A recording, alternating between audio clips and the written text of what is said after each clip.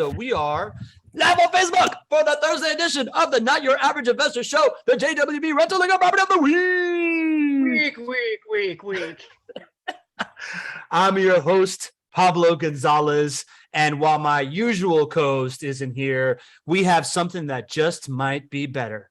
She is the rebel rouser. She is the instigator of community. She's the fairy godmother of community, our very own Jen. She is an investor. She's a savvy real estate investor with, 6 properties, Jen? Where are you at right now? Working on number 6. As soon as those dang taxes are done, I got the money for the down payment. Yes. She's got 5. She's working on number 6. She's the unofficial world ambassador of Monterey, California. Fairy godmother, Jen Filson. Say hello, Jen. Hello, JWB family. I see all the names coming up and all the hellos. Love you guys. I'm not going to be as quick to write back to you because I'm actually on the show, but just know that I see you. And guess what? I've asked everyone to be on the video with us. Are you guys game? You want to be on here with us, but you have to behave. No rolling your eyes when Pablo and I make bad jokes, okay? Yeah, so raise your hand if you want to. We did this before, right? Family style. Just raise your hand. We're able to promote you as a panelist. We'll just have like a one big old discussion. I see the mother of the godmother already raising their hands. So my mother's here. Yes. If not, you don't have to, but we're going to have a family talk here. And of course, we have the person that we affectionately call MTM because of she shares with us moments that matter. And because we call her Madison the Magnificent. Say hello, Madison. Hello, everybody. Ooh, we got it. It's official. MTM is in the house. We got to think of another variation of MTM. Good to have you on board, Madison. It's good to have our community in the house. I see everybody checking in. I see a couple of hands raised, and we're going to bring some folks up to be panelists. Just make sure you're muted and we can kick this conversation going while we do the property of the week. If you are watching us on Facebook, you're going to want to join the fun today. If you're listening on YouTube or the podcast, go to nyais.com. Join us on a Tuesday. And we're gonna kick this thing off right here, family style, with the what?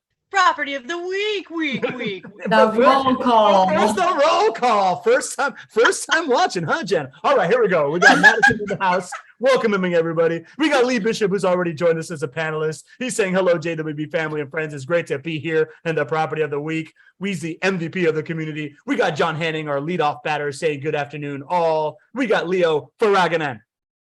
I can't do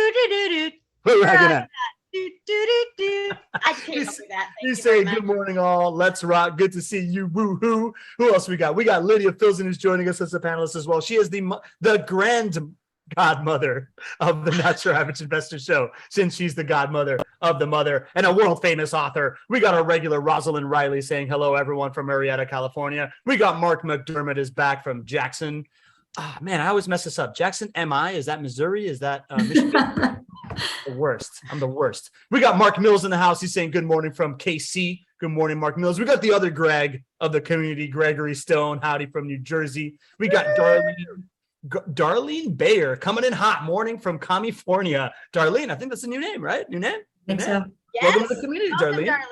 Good to have you in the house. We got Aaron O'Neill. Into the light, Aaron O'Neill, showing up in the comments. Love having you in here, Aaron. Working on a new nickname for you for now, but we want to acknowledge it. She's saying hello, everybody. We got Hervé Francois, the man that does not pronounce his H's from New Jersey, saying what up, JWB fam. We got Pedro Naciaceno from Jersey as well. Still, we got the New Jersey coalition in the house. Pedro and Hervé. Who else? We got Sir Peter James from the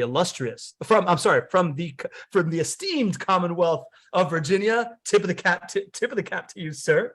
We got John Moran from South Florida. John, new name of the community. That's new name. So. Super happy to have you. We got Leslie Wilson checking in from Denver. Good to have you, Leslie. We got Sergio Prieto saying, "Hey, everybody, go Gators, go Gators." Sergio, that was a great game on Saturday. Go. That's enough, Jen. That's enough out of you. We got Ken and Carolyn Moline, the matriarch and patriarch of the first family of the Not Your Average Investor Show community here. We salute you.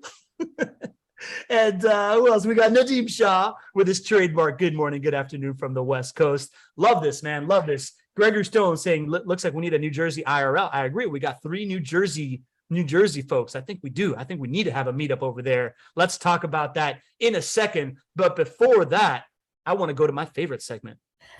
Madison shares good news. What's up, Madison? So give us some good news. Hello, everybody. Hope everyone is doing great on this rainy in Jacksonville Thursday, but hopefully the sun is shining where you are. I have a really cool announcement today. So if you're new, welcome. If you've been here for a little bit, you've heard us talk about the importance of vertical integration and why JWB is JWB. It's because we are vertically integrated, which helps and ease your mind and makes investing in rental properties easier for you. So we took that same message and decided to revamp our website to be vertically integrated as well. So JWB has a new website. It's awesome, super cool, really appealing to the eyes. Shout out to Cody. She did an amazing job.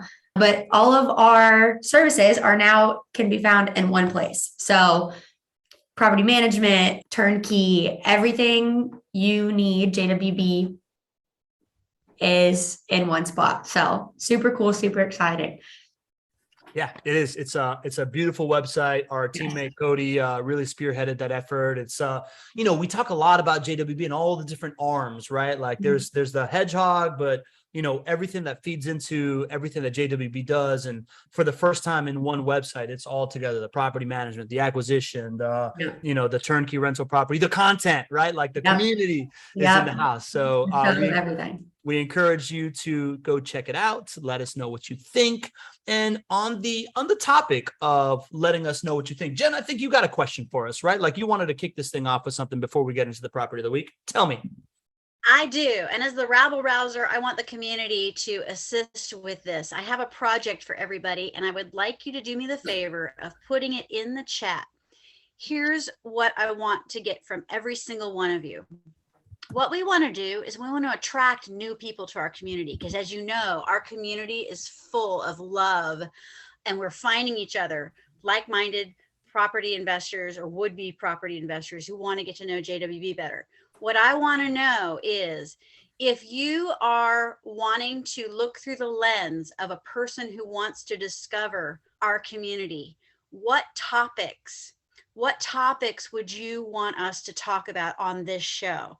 So in the chat, if you can come up with a title or a topic, and I'm serious, I want every single person on here. Lee, I see you. Mother, Lydia, I see you. Leo, I see you. Anthony, I see you. Tony D, we see you. And tell us what you would like to see as far as a topic, because guess what? The guys have done such a fantastic job of coming up with topics, but I think they're tired of hearing their own voices and coming up with their own topics. Why don't we have our community say what we want? Ooh, look, tax shelter benefits. Oh, that's a good one, Mother. That's a really good one. Okay. Like one of the things that attracted me was how to determine if a property is going to have positive cash flow. I really liked that, right? So what are some of the topics? So even if you're not sure, just throw something out there. What would you like to see? And Madison will look at the chat and make sure that we record those ideas. And yeah, we say this all the time, right? Like our show is community generated, and that we really live by that. And we get a lot of great feedback, and when we get an something, we do it, right? So definitely want to do it. And we recognize that there's a bunch of new members of the community. We're seeing more and more new names every single week. So whatever is bringing you here, I think it's very natural to think, well, I'm here to figure out whether or not I want to invest with JWB or not. So I want to know XYZ about JWB, but I would love to hear more of just what could help somebody else on the journey of really understanding whether or not rental properties fit into their portfolio. Maybe you're wondering what the difference is between rental properties and syndications. Maybe you're wondering, is it worth getting money out of the stock market to do this or whatever, right? I encourage you to just really dive into the beginner's mindset, because that's really, really valuable to all of us. Because I can tell you, I'm here at FinCon right now, right? So it's this conference about financial content creators. I want to share a little bit about that. And what I find is a lot of people misunderstand rental properties. And I think that we can help you make an educated decision, whether or not it's for Jacksonville or somewhere else, or even decide that it's not really for you. I think is just as valuable of content here, right? Like we're trying to empower the community. Before we get into the property of the week, let's talk about this, right? Like you've been having these meetups. You just had the meetup in Maui. That was the most Not Your Average Investor Show already member meetup you've had thus far. Yes. What do you think were the misconceptions? What were people asking you, or what was the conversation around that you can share with us that maybe we can bridge some gaps of like what everybody was talking about? Excellent question. Okay, so the majority of people in Maui are savvy real estate investors already, and they needed to know the difference between the really high cash flow that they get on doing Airbnb vacation rental stuff in Maui versus the lower cash flow that they get from the long-term renters in Jacksonville. So yes, Jacksonville is a lot less expensive than it is to purchase a property in Maui. But I gotta say, we're lucky to have really good friends that buy their properties in Maui with cash. That's how well they're doing, and good for them. But really, if we can do some comparisons of cash flow on an Airbnb property versus cash flow in a long-term rental, the pros and cons of both, I think that's really smart. And I see here in the chat, I mean, I know that my mother and my grandmother are JWB investors. They started off by doing the private money lending. So that's popping up in here. I love that. And it's great to see you guys. Oh my God, this is so much fun. This is These great. are some great topics. These are some really great topics. Property ownership from afar. Darlene, that is a great topic. You're absolutely right. We need to revisit that there is such little stress when working with JWB because we don't have to worry about it operating from 3,000 miles away like I do when we're normally in Monterey, California. So that's a good one. It's funny that when we don't have Gregg here and it's all people that don't work for JWB, it turns into much more JWB promotion. But that's not the purpose of the show, right? So Mark Mills, that's a really good one. Pros and cons of buying your first rental property, how much upfront money and type of property should be purchased by first-time buyers. I think it's wonderful. These are really, really great suggestions. We want to continue to add value here. So Jen, I would say, when you're talking to your friends about cash flow, Airbnb versus cash flow in long-term rental properties, I'm getting, I'm here in FinCon, I'm meeting with all these financial content creators. A lot of them are real estate investors and investing in other things. And cash flow is the first conversation, right? Like I was literally just talking to like a producer for a PBS show for topics about kids for money, like kids and money. Really, really cool. Like her partner's like the guy that invented the Bill Nye the Science Guy show. Super fascinating people. And she was like, well, I want this cash flow. Like I'm thinking, can I get 5 houses to cash flow me like $5,000 a month in the next 5 years? I think how you get there is important, but equally to Airbnb, I think what we need to examine is the 5 profit centers, right? Like I think it's the decision-making architecture between should I really be like so focused on getting to this cash flow level by this day, or am I trying to create wealth, or like is it a mixture of the two kind of thing, right? Like I think that's an interesting topic because when I think about it, right, like I'm talking to her and I'm like, yeah, for me this is long-term money. I'm putting it in the 30-year bucket. So I think of it much more like my IRA than I think of it of anything else. Like and then I know for her, she's like, well, I'm more like the 15-year bucket here, little buddy. So just kind of like the financial engineering around how, if what you are doing is wanting to increase cash flow, maybe how you get in and then start to increase cash flow, I think would be an interesting conversation, right. as well as the idea. I just lost my train of thought, right? But what I was telling her, I was like, well, listen, also she's in this moment where they were about to get bought out, but then they're rebranding and they're like investing more in the company. So they're like time horizons a little bit different. And she's just in like, I just think that I got to go do it myself and then flip a house and go do this because what I need is the cash flow. I'm like, is that really what you need? Or should what you be doing is like focus on your business because that's where your income is coming from today, and go find a truly passive opportunity that you're getting in now. And just like, so that in 3-4 years, when you're ready to be more active, man, you've like paid down that debt, you've accumulated some appreciation, right? Like what are your thoughts on that, Jen, as an entrepreneur yourself? Oh, my head is exploding. Okay, first off, everything that you've brought up is totally yes. Let's have that as topics. But then also too, think about it. Renee and I are here in town visiting family. So yes, we're in Orange Park. Mother's on the line, which she's in the other room. Renee's in the other room. But here's the thing. Years ago, I remembered going to grandma. She's the 98-year-old that invests in private money lending with JWB. And I remembered years ago, this had to have been like 10, 15 years ago. I said, Grandma, your family came, your father was the largest beachfront property owner in the state of Florida. What can you teach me? And she says, Jenny, I really can't teach you anything because I never was taught. Papa always took care of it for us. So why don't we have a show talking about how to involve your children in the conversation? When Renee and I were visiting on Tuesday, we couldn't crash over to your show because we were getting the tour. But anyway, when we were there on Tuesday, Aaron Simple, who's our new rep, he was asking, how did you guys get started? And I was walking him through back in 2012. We're at the bottom of the recession. Everyone is struggling. And it was everything that Renee and I could do to save up $16,000 for our down payment, right? To buy an $83,000 property. So I was saying it was beans and sardines, right? But like, Mother and I have always had great conversations about how to save, but it wasn't until Renee and I started talking to JWB back in 2012 and encouraged Mother and Daddy to join us, where we all bought our JWB properties on the same day in 2012. We didn't really have too many conversations about investing. So if we can take the idea of Jackie Hung, who listens in the car as he's taking his kids to school and having conversations around this and other topics and what JWB is doing, if we can make it safe, and if we can even do challenges. Oh my gosh, why don't we do like community challenges, Pablo? Like, wouldn't it be fun to invite kids to a meetup? What if we did a kid specific or young person specific meetup?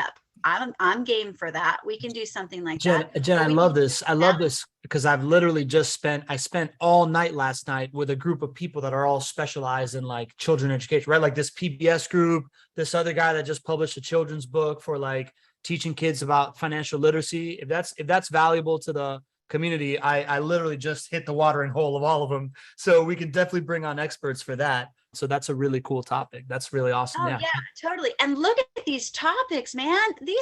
You guys, see, I love you. I love you all. You guys are coming up with some really, really great topics. And then what's also fun is like someone will say something and then it'll trigger another person to go, oh, and this too. So please, please, please keep throwing out these topics because we're going to save all this. And guess what? You're going to give us a year's worth of new stuff to talk about. All about you on the Natural Average Investor. All right, Jen. I think that we've engaged the community enough. I love the participation. I just want to add a little bit of value. You ready to magically whisk away here to our POTW? Now we are at 5107 107th Street, Jacksonville, Florida, 32244. You can check this property out at jwbinventory.com. And this is a new construction home that's already rented. It has an estimated return on investment of 12.41%, purchase price of $288,000, monthly rent of $1,762, 4-bedroom, 2-bathroom, 1,760 square foot home. It is completed. It's rented. It's got an annual appreciation rate of 4.6%. And normally we have the segment of what does GC love about this property? I'm going to do my best here. I think the idea that this is a new construction home already has a tenant in it, right? Like, I think that that's really, really attractive. The idea that you're cash flow positive on day one of a rental property transaction was something that when I first got into this thing, I didn't really understand how possible that is. And I find that really, really attractive. The new construction people tend to like, right? Like it tends to minimize maintenance fees, even though you have slightly higher price to home ratio to rental ratio. But one of the things that I'm going to highlight, right, is this idea. I've been talking to this other real estate fund, and they're a proponent of like smaller bets and diversifying your portfolio a couple different ways.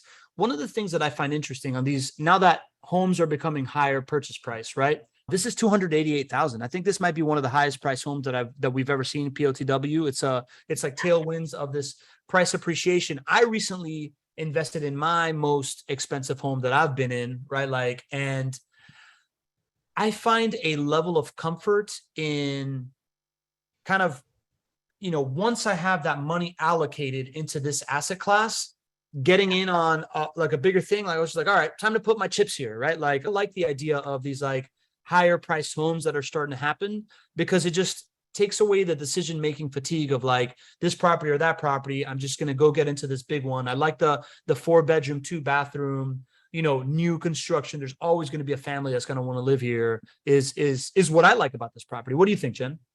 First off, I know that Gregg has picked on me a little bit because I've always said that JWB properties are cute. There's a certain look, but this place is gorgeous. I mean, look at this. It's 1,760 square feet. Like, this is a property I wouldn't mind living in, guys, right? And also too, like, this might be the more expensive, but it is brand new. And I gotta say, if I think it is where I think it is, this is on 107th Street. My grandma lives off of 103rd Street. It's a very nice section of West Side. And by the way, thanks to JWB and all the things that are going on in the West Side area, there's the gentrification. There are a lot, like, we'll be driving down Lakeshore Boulevard to go to grandma's house. And we are seeing that the properties that looked like crap maybe 5 years ago are really starting to look good. That whole West Side area, because of all the excitement that's going on and Cecil Field and all the new exciting things, there's that huge Amazon distribution center. Things are getting nicer. So this is showing me that West Side is meant to be looked at with fresh eyes and admired. Interesting. Okay. That's a good take. Yeah. You are seeing this appreciation, right? Like the Cecil Field Air Base, right? I think Drew Barnhill is a big fan of like the Murray Hill area, right? Like all that stuff as bets were starting to get placed. You can tell that it's like mushrooming out and these neighborhoods are starting to like rapidly appreciate. I would say the term gentrification can have a double-edged sword. I just want to explain it for anybody on the show today.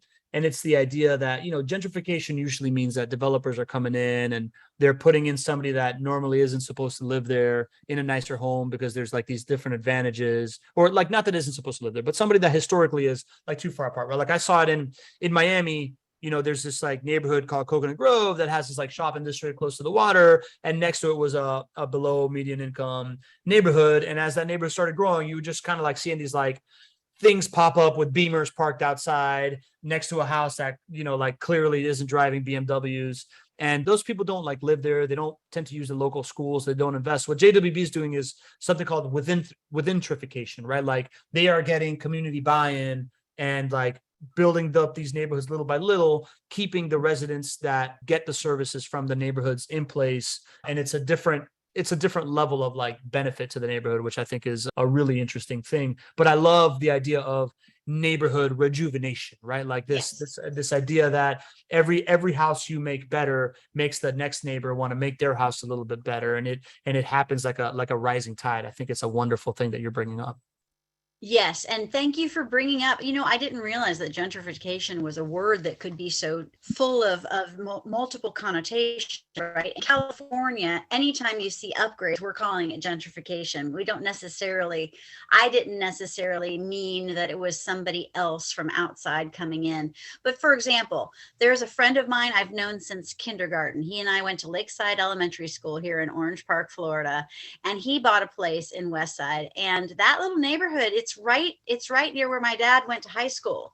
And so it's really kind of neat seeing that this whole neighborhood is cute. And he was showing us a tour of his home and he was like, it's got some of the old school West Side homes, but the nice thing about the old school West Side homes is they're a little bit bigger. The land is a little bit bigger. So there's something to be said for a neighborhood, a section of town that was new and bright and shiny back in the 1950s.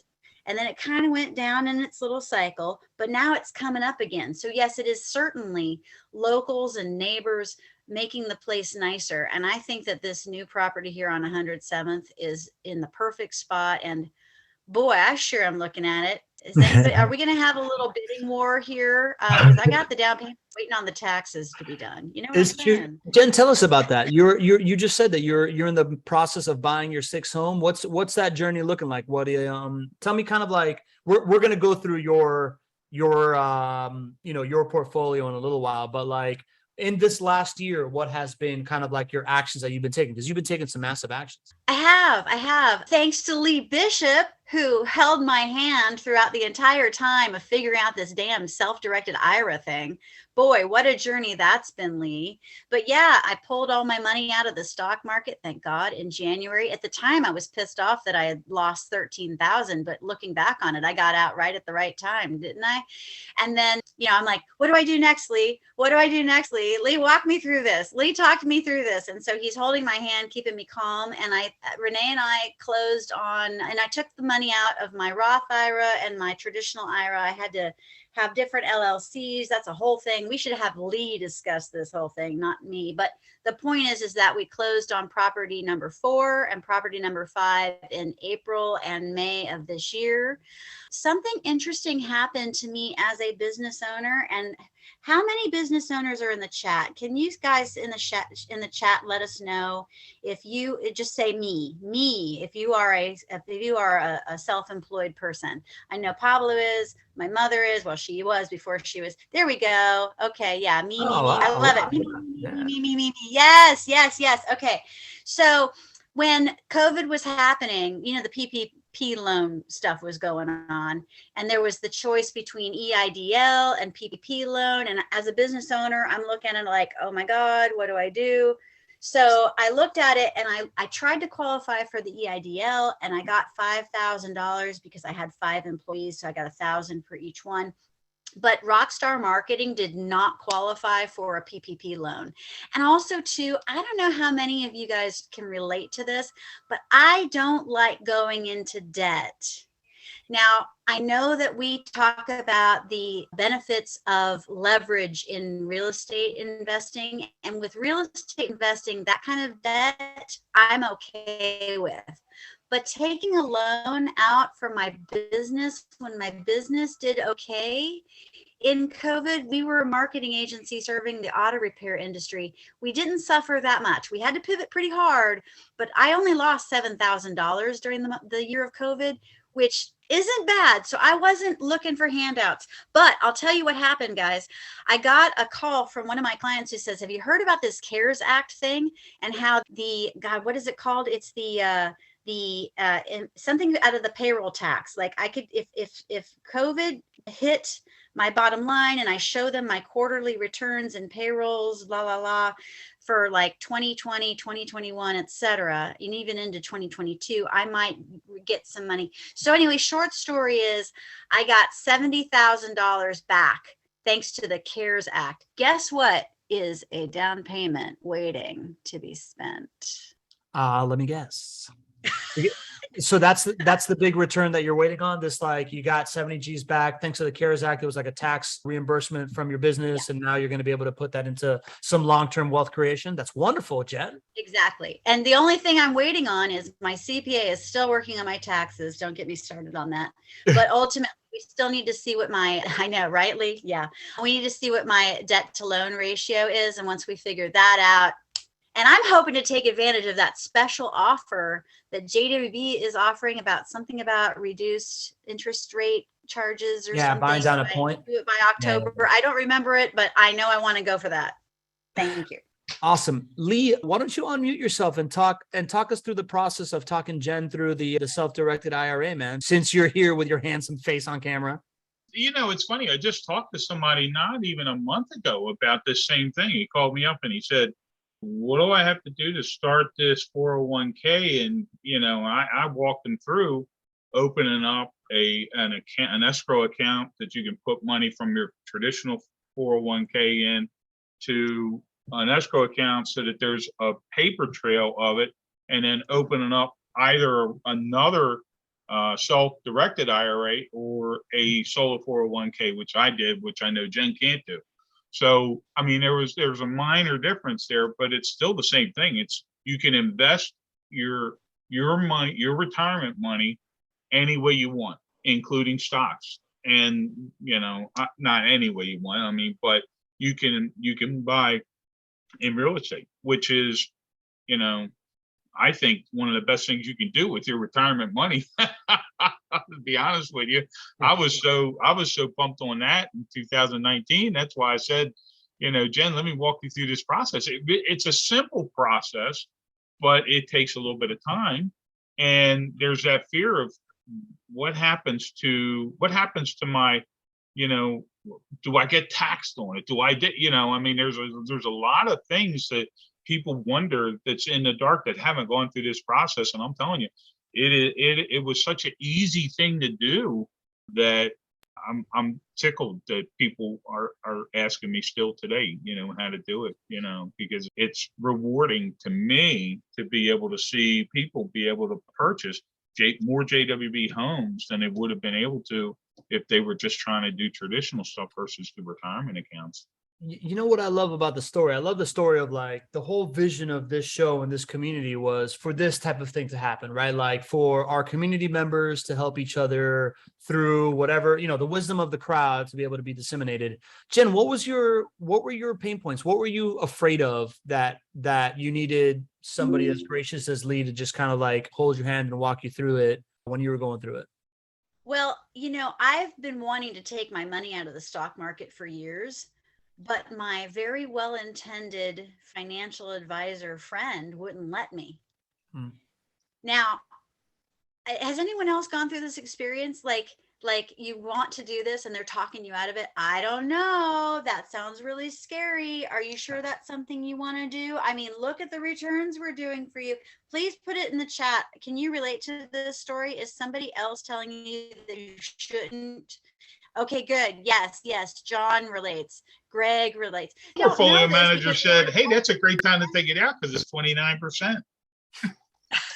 Right. But they have good intentions for us, but also too, let's be real. They're not making any money when it comes to the real estate side. So they don't want to lose us as a client. Right. So of course they're going to talk us out of it, even though they have good intentions.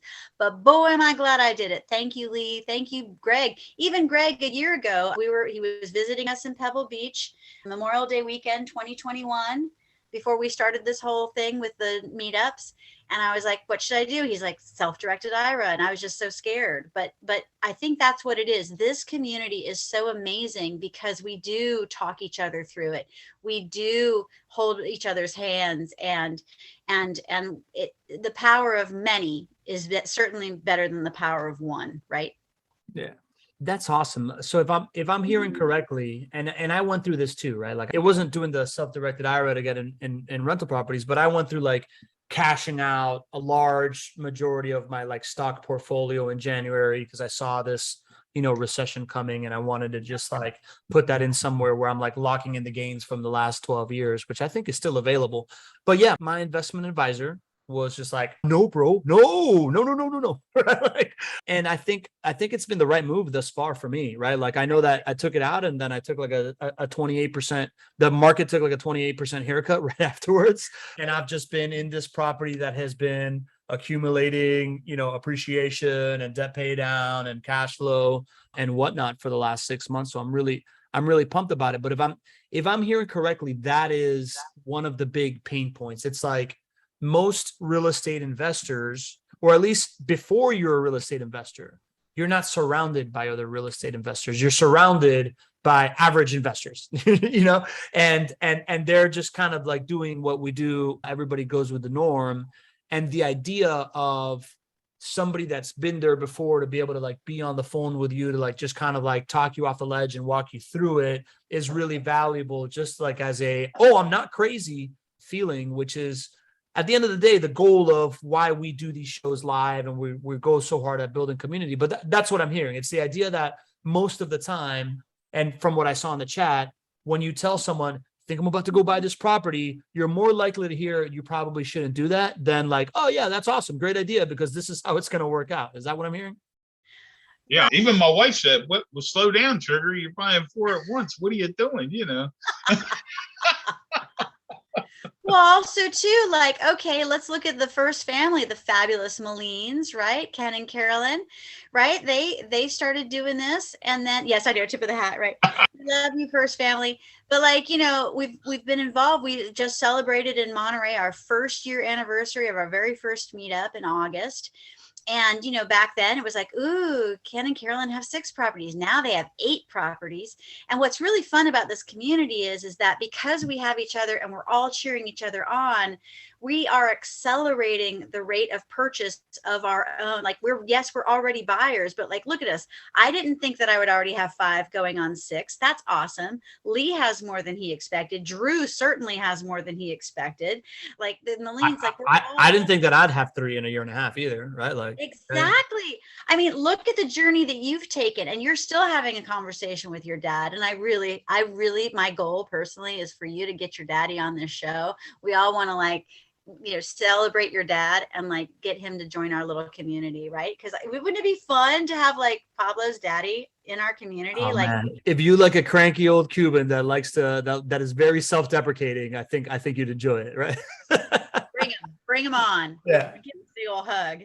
Cool. Yeah. I think this has been awesome. Chad Willis, Chad, thanks for contributing, man. Chad asked if this home is in a flood zone. You know what? Okay, don't worry about the flood zones. Here's the cool thing. If you want to, you can go online and you can look at flood zones in Jacksonville. I did that right after Hurricane Irma because we were buying property number 3. I was making sure that the property that I was looking at was out of a flood zone.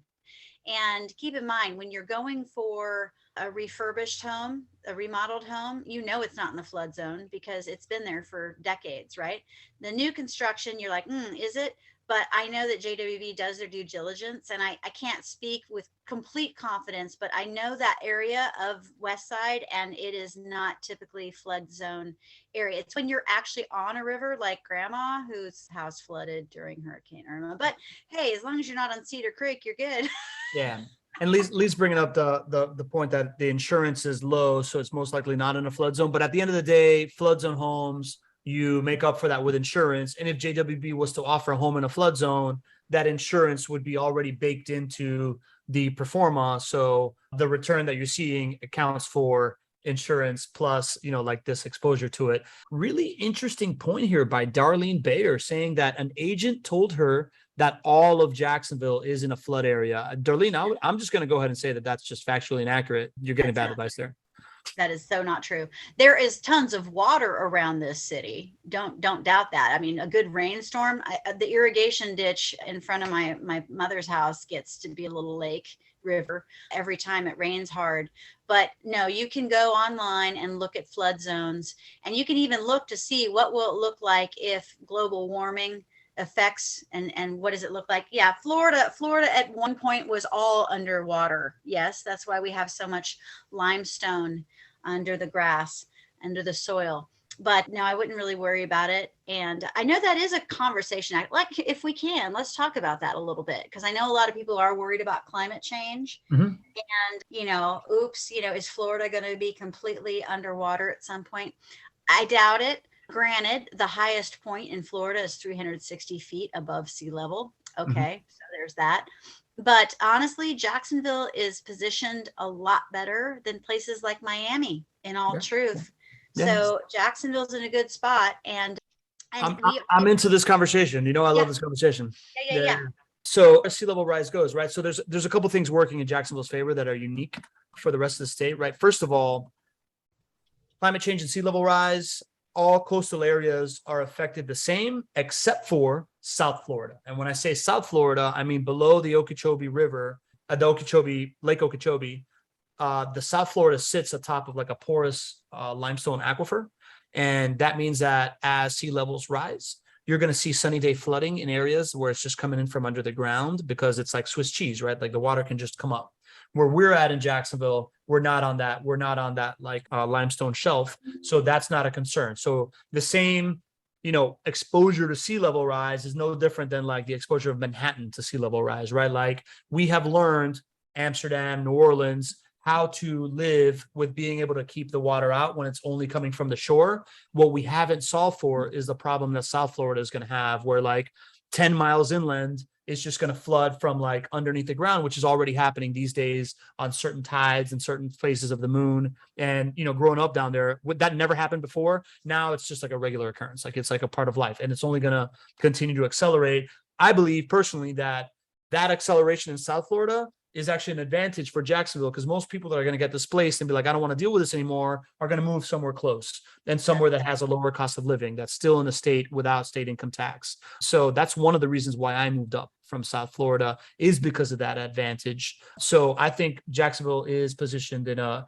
good place. Yes, sinkholes would be a concern in those areas as well. Correct. So that's one thing. The other thing is, like, people talk about with climate change and weather patterns and all this stuff that's happening, that's real. You know, Jacksonville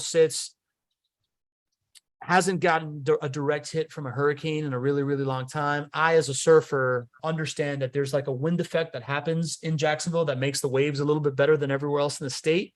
And that is these like offshore winds that come off like the top of the Panhandle, combined with some fetch that comes in from the south coast of South Carolina. And I believe that generally is what ends up pushing storms off the shore. So if weather's going to drastically change, maybe those things change too, but it's one of the reasons why, you know, Jacksonville doesn't really get direct hits. So something to think about. Yeah. You know, if I may, my mother's on here and she is born and raised here.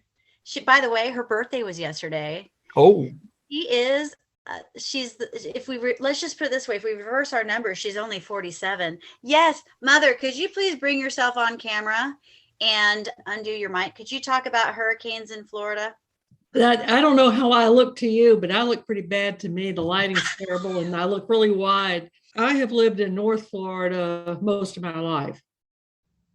And we've only had a few hurricanes that actually had much of an impact during that time. One was Dora. Dora came up the St. Johns River. And then we've had some near misses that go around us. We've had a lot of storms go around us. And one year we had several of them in succession. It ruined every weekend for me. And they went around us, and it seemed like they wouldn't go away. People lost power on the north side for weeks. It was mostly trees coming down was what was going on. It wasn't a lot of water damage or storm surge hitting those homes. It was just not that time. It was mostly wind, and we didn't have a whole lot of rain. It was mostly a lot of wind that was knocking trees down. yeah. And then Irma was the flood deal. And that was because it was some sort of the tide, the wind, the position of the storm, everything kind of pushed the water inland is what happened with that one, all along the Florida coast.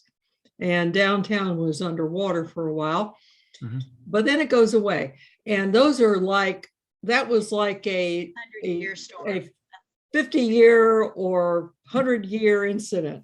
Yeah. Like a snowstorm would be here. The two of you have owned homes with JWB for a long time, right? So Yes. you're describing your home situation.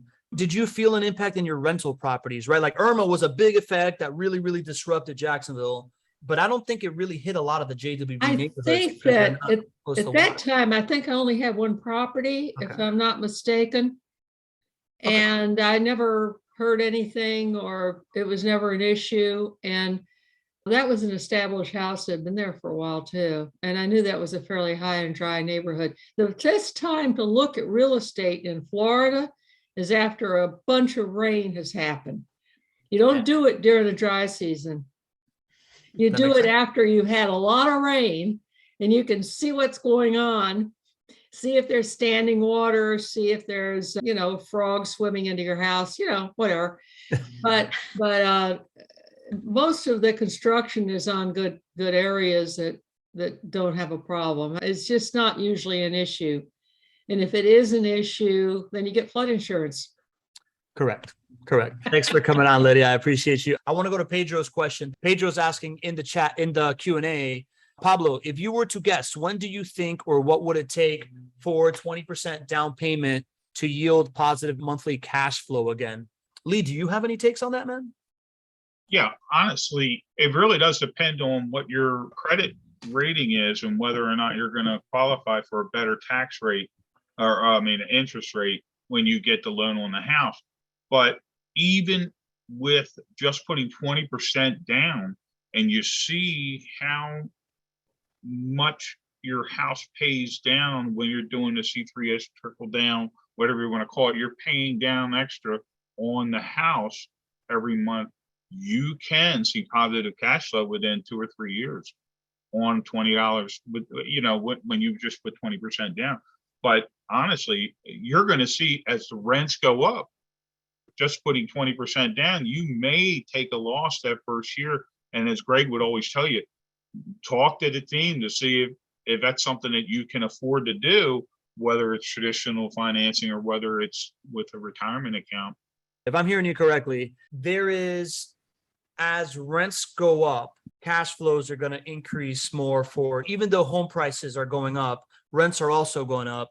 We're also just in this environment where rates are also high, but they're likely to come down at some point, right? So the idea, if you're looking at it in a snapshot right now, you're able to get in at 20% as rents continue to go up, and you're also, I guess if I'm thinking as Pedro, I'm thinking I can save up to 20% and get a home and maybe be cash flow negative for a little while, but I might have a plan to continue to pay it down a little bit more aggressively as rents go up. Maybe I refinance later, and that could get me to positive cash flow in like 2-3 years. Or I can think, well, I can just keep saving and then get in at 30%, right? So it's like the question, and I think that would be an interesting thing to hop on the team and to like maybe somebody like a financial engineer can help you look at that, and maybe we can do that on a show. But the idea of like, do you do better by saving until you have a higher down payment in order to get in at positive cash flow day one, versus do you get in at a lower down payment, start letting the 5 profit centers work for you, maybe go a little bit negative positive cash flow with a plan to get there as quickly as possible, but by the time you get there, you also have these other benefits, is an angle I never thought about. I think if Gregg were here, he would say, invest now, don't wait, because something's always going to come up that's going to keep you from investing.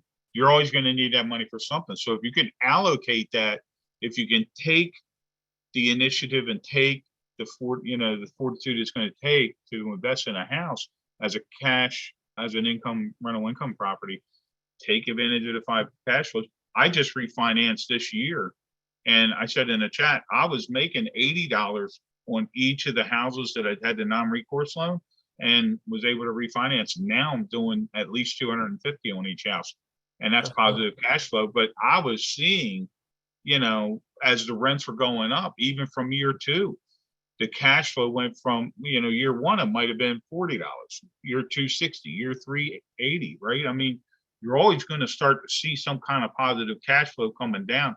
So your risk is, how long is it going to take if you're just putting 20% down? Keep in mind, somebody that could afford a $300,000 house at 2% is now only going to be able to afford a $250,000 house at 5%, or $200,000 house, right? So, these are a lot of things that I'm doing in the financial arm to help people get real estate investors invest in properties that they can fix and flip. I'm always trying to look to see how I can help them get the best. That's just me. That's what I'm doing now. You're always helping, buddy. You're always helping, man. I love that you've jumped on this call because you always add value. Darlene Bayer is asking, is it better to pay down one of the houses or put a higher down payment on a new purchase? Jen, why don't you start, and then you go first and then Lee. Darlene, I got to tell you this. I'm not the best at math. I'm a damn good marketer. I can write a novel in a day. But this math stuff is why I call Lee and why I call up JWB and I have them walk me through it. Like, seriously, Brandon Thompson, I've had situations where it's like, okay, I want to buy a JWB property. Should I do this or this? And then they do the math for me. So I don't mean to do a cop out. I just recognize that this is my weakest area. Okay. And I just go with the experts, and then they spell it out for me, and I can make my decisions accordingly. All right, expert, what do you think?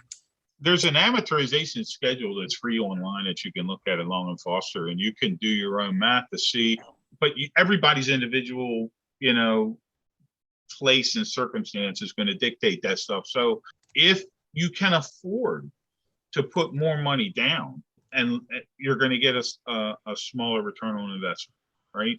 And I'm saying this, I had to put 40% down on my non-recourse loan because that's what the norm was. You know, I think it's always better to pay it down to do the trickle down effect, right? Like I'm talking about C3X and trickle down and rainfall or whatever. What I'm doing is I have one house that I pay cash for, and I have 4 houses I have a non-recourse loan for. So I took one house and I said, okay, let me pay that one off with the cash flow from all of the other properties, and still have reserves in my retirement account that can pay for everything else. So I know what I need to have in there, and I'm paying down one of the houses. All of my houses will be paid for in less than 5 years.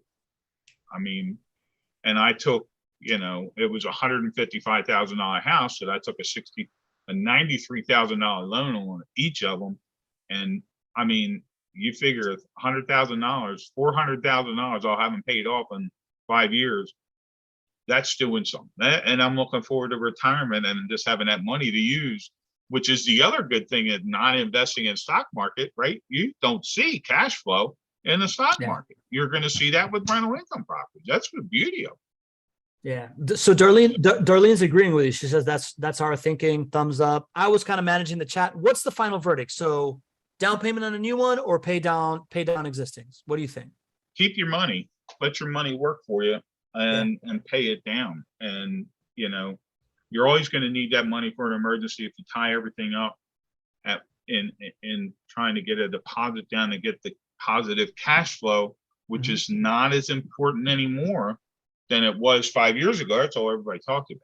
Now it's, you know, you need to look at the other 5 profit centers and the cash flow will eventually work out. Lee is absolutely correct, but it also depends on Darlene's age. So Ken put in here, as you get older, you'll probably want increased cash flow. And as a senior, because the Moline are in their 80s, they strive for balance between wholly owned and financed properties. So honey, you'll find your perfect blend. Just run the numbers.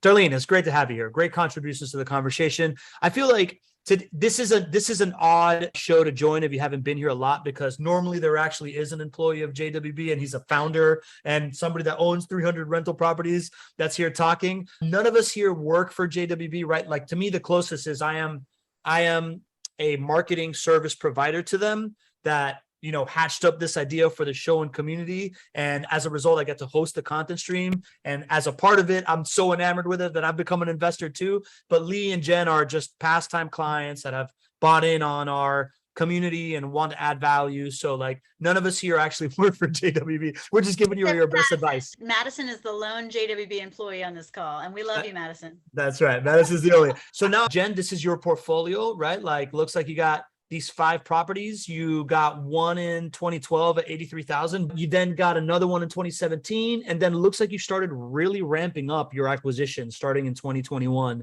What changed for you there, Jen? You know, it was just learning from this community and learning that I didn't have to just keep saving. I learned about refinancing, so I took advantage of that. I learned about self-directed IRAs. This community has made me wealthier. Truly. That's awesome. That's truly. awesome. Sitting at the feet of everybody in this community. And if you're new to this community, I just really want to iterate. We are not all like driving Bentleys. We're not like, we don't have like gold cufflinks. We are average people who are doing their own journey. But what's so magical is that we're all cheering each other on. And if this is the first episode you've ever seen, I just encourage you, come every single Tuesday and Thursday to this show. We all become friends and we do our very best to have meetups in a centrally located area in your region. And we're discussing what the possibilities of 2023 look like. So like, this community is real, we're permanent, and we're only getting closer and better together. Awesome. Thanks, Jen. And, you know, we don't all drive Bentleys. We also don't have tall, dark, handsome husbands like you do. This is Renee over here with you, the Filipino Clark Kent, as we like to call him. Let's keep going down this journey. I know he likes that, which is why I like to lean into it. Jen, this is your highest ROI property, right? This one that you got in 2015, annual lifetime returns of 34.27%. Not too shabby, right? This has been actually that's the one that I got in 2012. So that in Miss Muffet It's Yeah. the very first property we've had for 10 years. And I liked it because my daddy grew up on Snow White Drive. So it was in that Heritage Hills neighborhood. So yes, this is the one. And also too, it's had the same renter in it for 8 years. So it's been a great little property and it's not Nice. far from grandma's house. Beautiful. And then we like to show the worst too, right? So you got this one in 2017 that looks like an annualized lifetime returns of negative 0.181%. What's going on here in 2022, Jen? Or it seems like you had like a couple turns or something. Is there just some unfortunate? I had a renter that, let's just say he was a single man who had no idea about taking care of himself in the kitchen and was pouring hot grease down the plumbing, Yeesh. kind of like, please don't pour hot grease down your pipes. And there have been some, it wasn't JWB's fault. It was definitely the tenant, but you know what? We're still good and life is good. The reason for 2022's numbers is we are doing a remodel because of some issues. So no problem. And again, all right, this one particular property is not going gangbusters, but guess what? I have 4 others. It all washes itself out and it all comes out ahead.